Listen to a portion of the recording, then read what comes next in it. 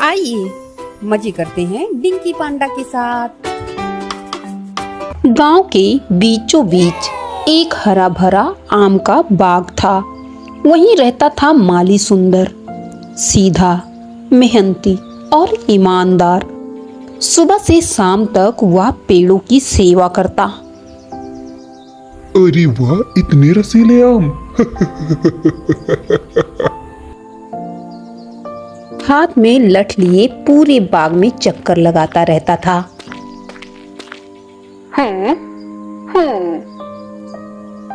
दिन रात वहीं पास में एक कुटिया बनाकर रहता था। सुंदर सबका प्रिय था। कोई आम लेना चाहता तो वह खुद तोड़ कर देता, लेकिन उसे चोरी से नफरत थी।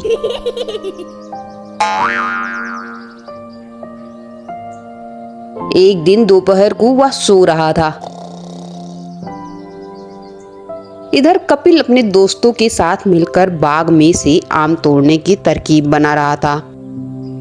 दोस्तों, आज सुंदर जैसे ही सो जाए चुपचाप पीछे से बाग में घुसेंगे, वहां आम तोड़ेंगे। हम में से एक कुटिया के पास खड़े रहकर पहरा देगा। सभी दोस्त उसकी बात मानकर ऐसा ही करते हैं। चुपचाप बाग में पहुंच जाते हैं।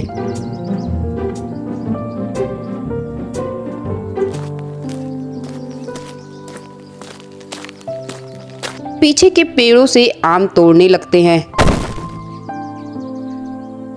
मुरारी सुंदर की कुटिया के पास खड़े रहकर पहरा दे रहा था। कुछ देर बाद सुंदर पानी पीने के लिए उठता है।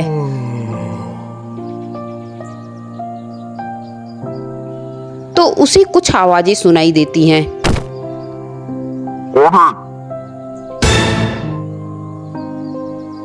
भागो भागो, माली जाग गया, कहता हुआ पीछे की ओर भागने लगता है।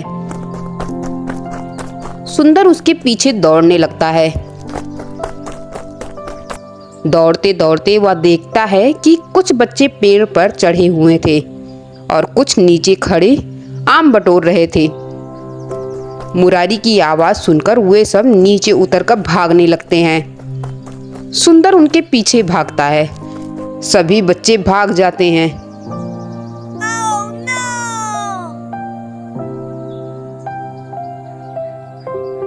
कपिल दांव देखकर भागने की कोशिश करता है, लेकिन जैसे ही वह पैर बढ़ाता है सुंदर को उसकी आहट सुनाई पड़ जाती है। कौन है वहां? अब तो नहीं छोड़ूंगा।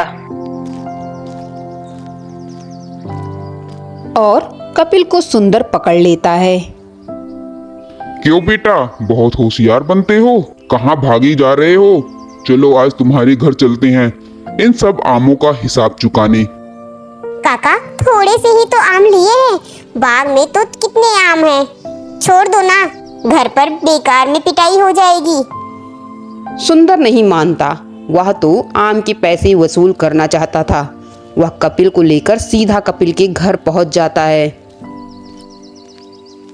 जगत भाई, कहाँ हो? देखो, तुम्हारा लड़का आम चुरा रहा था। जगत जी बाहर आते हैं।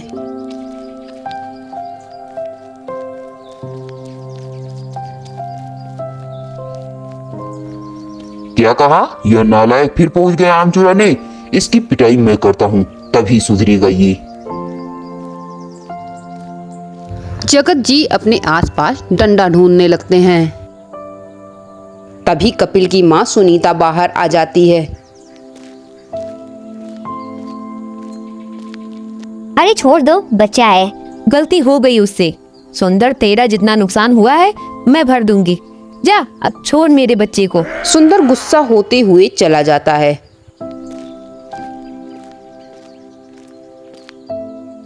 तुमने ही बिगाड़ रखा है इसे। यह कहकर वह खेत पर चले जाते हैं।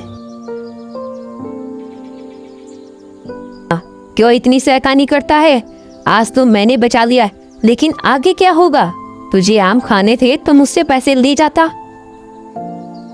मुझे माफ कर दो माँ, आगे से तुम्हें कभी शिकायत का मौका नहीं मिलेगा।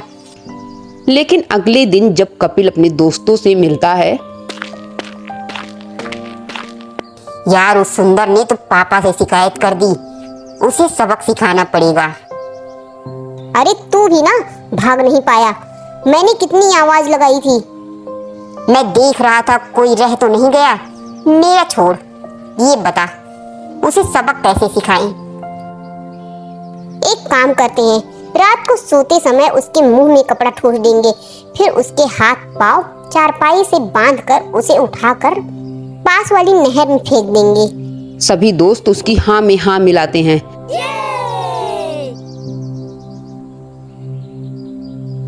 रात को वो सुंदर के सोने का इंतजार करने लगते हैं।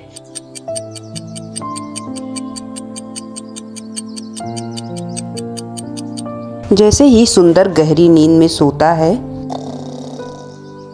बच्चे अंदर घुसना शुरू कर देते हैं।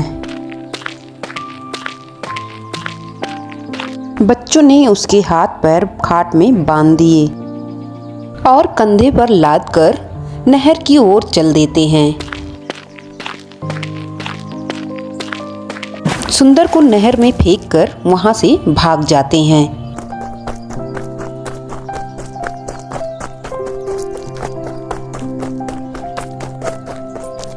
सुंदर बहुत हाथ पैर मारता है।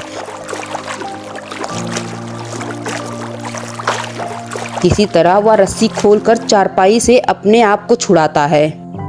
सुंदर समझ जाता है कि यह सब कपिल और उसके दोस्तों ने किया है। वह अगले दिन से गायब हो जाता है। तभी एक आदमी गांव की चौपाल पर आता है। गांव वालों, एक आदमी नहर में डूबकर मर गया। जिसने भी उसे नहर में फेंका हो अपने आप सामने आ जाए, नहीं तो पुलिस उससे मार मार कर उगलवाएगी।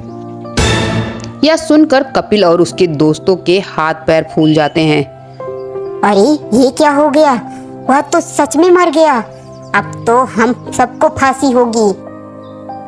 सभी दोस्त डरते डरते अपने घर पहुंचते हैं। कपिल अपनी माँ के पास पहुंचकर उसे सब सच सच बता देता है। नालायक, यह तूने क्या किया? किसी को मार देते हैं क्या? अब तो तुझे जेल जाना ही पड़ेगा। सुनीता शाम को जगत जी को सारी बात बताती है। वो रात को ही कपिल और उसके दोस्तों को इकट्ठा करते हैं और सबके माता पिता के साथ पुलिस चौकी की ओर चल देते हैं। पुलिस चौकी दूर थी। रात को जंगल के रास्ते जा रहे थे, तभी उन्हें एक आदमी मिलता है। उसका चेहरा नहीं दिख रहा था। आपके बच्चे ने एक आदमी की जान ली है, इन्हें फांसी होगी। भैया इसीलिए हम इन्हें पुलिस के पास ले जा रहे हैं, शायद इसकी सजा कम हो जाए। मैं इन्हें बचा सकता हूँ, लेकिन फिर ये किसी और को मार देंगे। तभी सभी बच्चे उसके पास दौड़ कर जाते हैं और उसके पैरों में गिर जाते हैं। भैया हमें बचा लो, अब हम कुछ नहीं करेंगे, घर के बाहर भी नहीं निकलेंगे। नहीं, तुमने पहले भी वादा किया था जब आम चोरी किए थे। अब तो तुम्हें सजा मिलनी ही चाहिए।